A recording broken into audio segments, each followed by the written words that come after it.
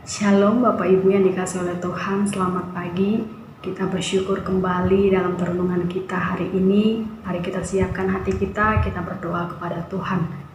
Tuhan Yesus, terima kasih buat kesempatan ini, dan kami juga bersyukur Tuhan karena Tuhan tetap memelihara kami dan menjaga kami, memberikan kekuatan, kesehatan dalam hidup ini. Terima kasih Bapa di surga, dan hari ini Tuhan kami kembali merenungkan firman Tuhan. Berkati setiap kami, biarlah melalui firman ini kami selalu diberkati dan kami selalu dikuatkan imannya dan tetap bersandar hanya kepada Tuhan. Kami menyerahkan perenungan kami ya Tuhan, biar nama Tuhan saja yang dimuliakan. Di dalam nama Tuhan Yesus kami berdoa, amin.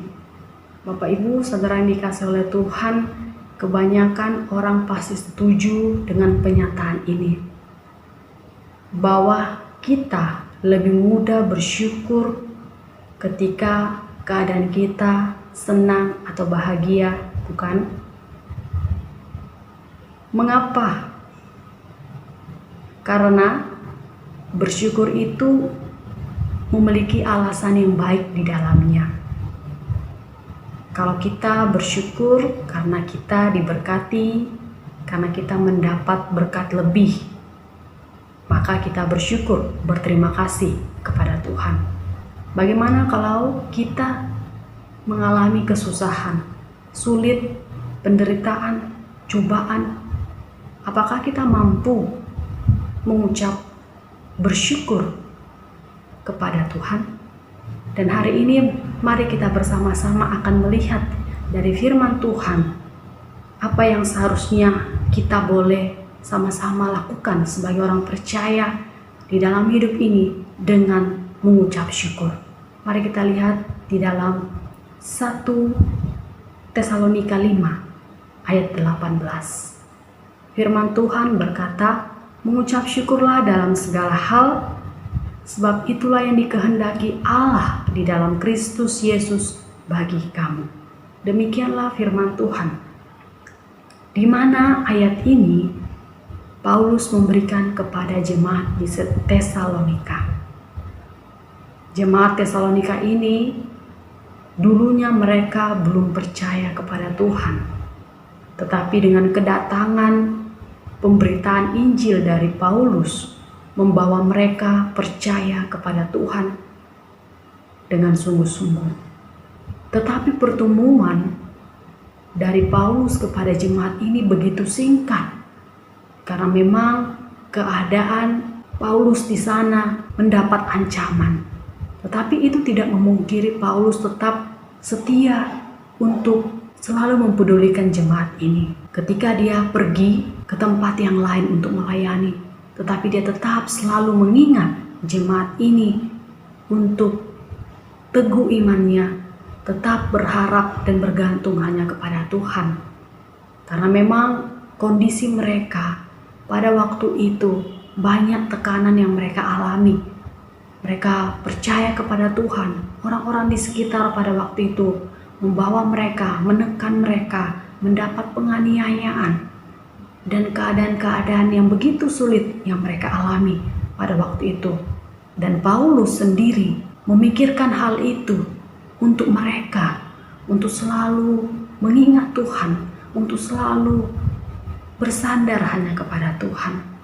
Dan salah satu ayat yang kita boleh renungkan bersama hari ini menjadi perintah yang boleh mereka lakukan bersama dengan keadaan yang mereka alami pada waktu itu. Dikatakan bahwa mengucap syukurlah dalam segala hal. Kalau kita tadi melihat bahwa mengucap syukur itu jika kita di dalam keadaan yang baik, karena memiliki alasan yang baik juga. Bagaimana jika kita mengucap syukur tapi alasannya kurang baik? Mampukah kita bisa mengucap syukur di dalamnya? Dan hari ini Paulus memberikan hal itu bagi mereka, bahwa dalam segala sesuatu, dalam segala hal, mengucap syukurlah di dalam Tuhan. Mereka sudah percaya kepada Tuhan.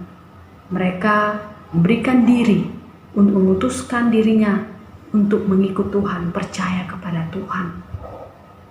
Dan oleh karena itu engkau yang percaya kepada Tuhan pasti mengalami dan akan mengalami hal-hal seperti ini. Suasana terancam, keadaan-keadaan sulit, penderitaan, tekanan, dan banyak lagi. Tapi yang menariknya, kita sebagai orang percaya dan mereka juga pada waktu itu, karena kita sudah di dalam Tuhan, di dalam Kristus, pasti ada yang beda, yang membedakan kita dari orang-orang yang di luar Kristus, yaitu mengucap syukur. Jika orang di luar Kristus menghadapi penderitaan, tekanan, dan keadaan-keadaan sulit, mungkin mereka akan sulit untuk mengucap syukur kepada Tuhan. Tetapi jika kita sudah di dalam Tuhan, kita percaya Tuhan, kita akan mampu melakukan hal ini, mengucap syukur di dalam Tuhan, di dalam segala hal. Karena itulah yang dikehendaki Tuhan di dalam kita. Itulah kerinduan dari Paulus bagi mereka, di mana mereka dengan keadaan yang mereka alami, situasi yang mereka hadapi, apakah mereka mampu dan tetap mengucap syukur kepada Tuhan. Karena memang mengucap syukur ini menjadi kekuatan yang boleh kita terima dan mereka terima juga dalam keadaan-keadaan apapun yang kita hadapi. Dan mengucap syukur ini menjadi salah satu tindakan kita sebagai orang percaya, sebagai ungkapan terima kasih kita yang sungguh-sungguh di dalam Tuhan. Apapun kondisi kita yang kita hadapi, mengucap syukur ini menjadi sikap hati kita, perasaan kita, pikiran kita yang penuh rasa terima kasih kepada Tuhan. Artinya jiwa, hati, pikiran kita benar-benar mengucap syukur hanya kepada Tuhan dengan kondisi-kondisi yang kita alami. Bahkan jemaat Tesalonika juga mengalaminya. Tapi mereka tetap harus mengingat dan melakukan ini, mengucap syukur di dalam segala hal. Karena itulah yang dikehendaki Tuhan di dalam diri mereka.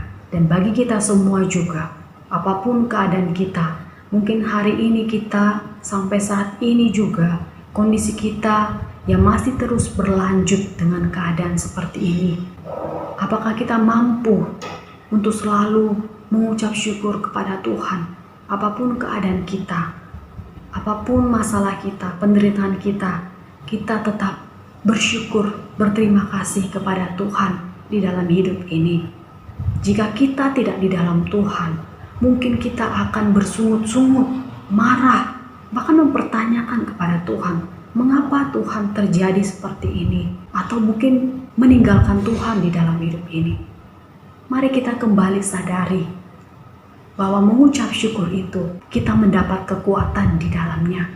Ada kekuatan baru yang Tuhan berikan bagi kita jika kita sungguh-sungguh melakukannya bagi Tuhan, mengungkapkan rasa terima kasih kita apapun keadaan kita, baik susah, senang, semuanya kita tetap selalu mengucap syukur senantiasa di dalam Tuhan.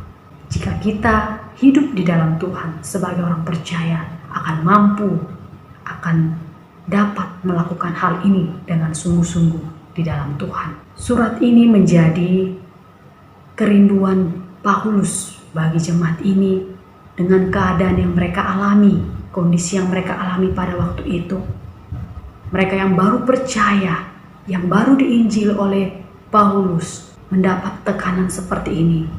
Tetapi Paulus tidak meninggalkan mereka. Paulus mengingat mereka.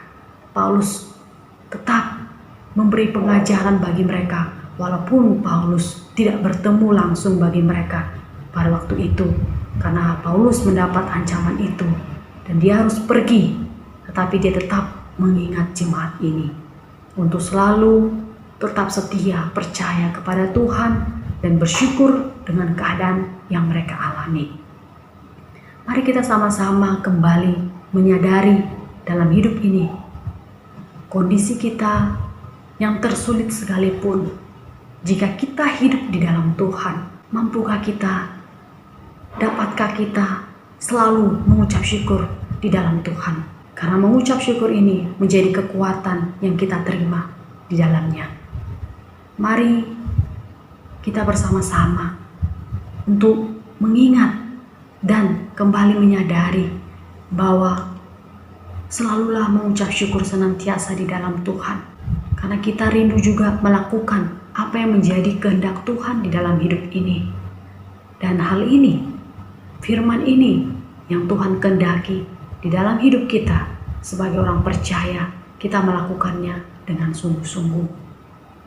Dan inilah yang membedakan kita dari orang-orang yang di luar Tuhan, yang belum percaya di dalam Tuhan.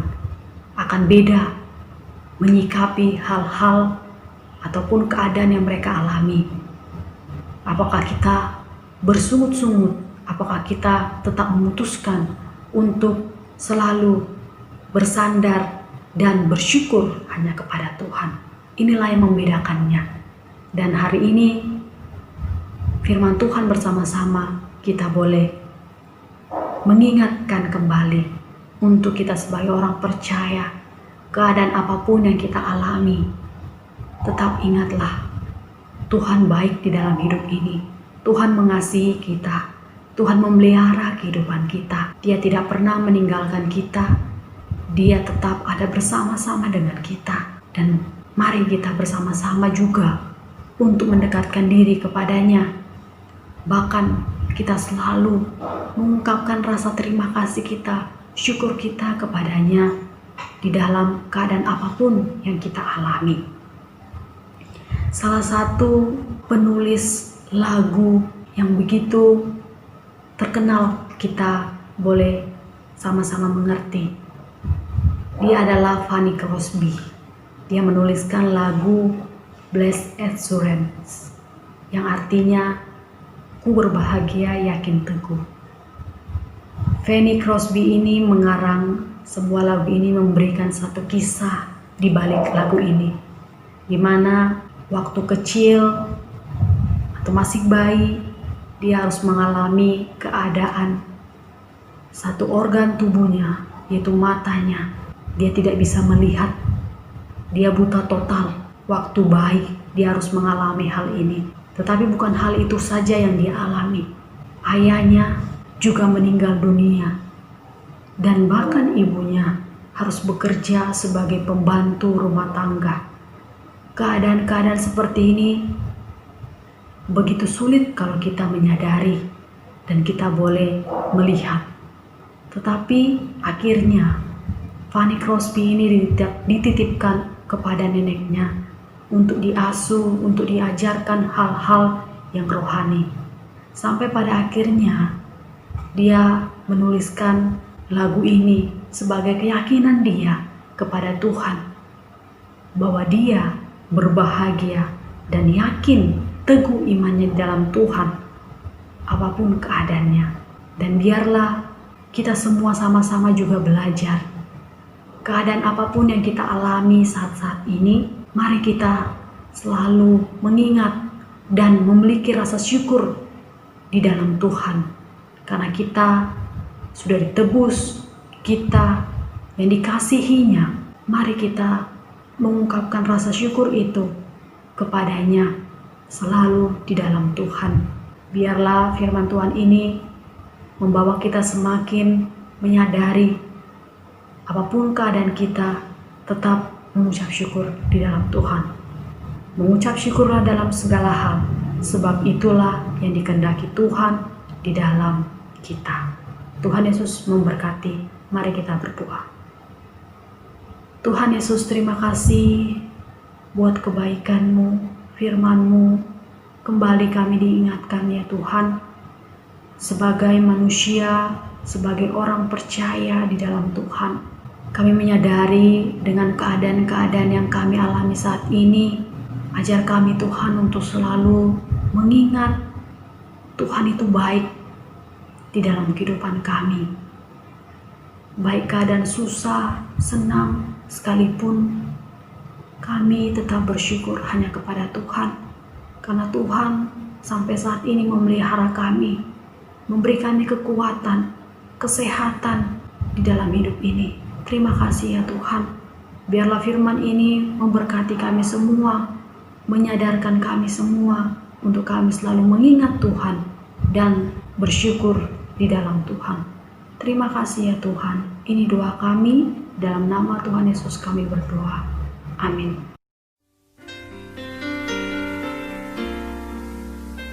Dengan hati bersyukur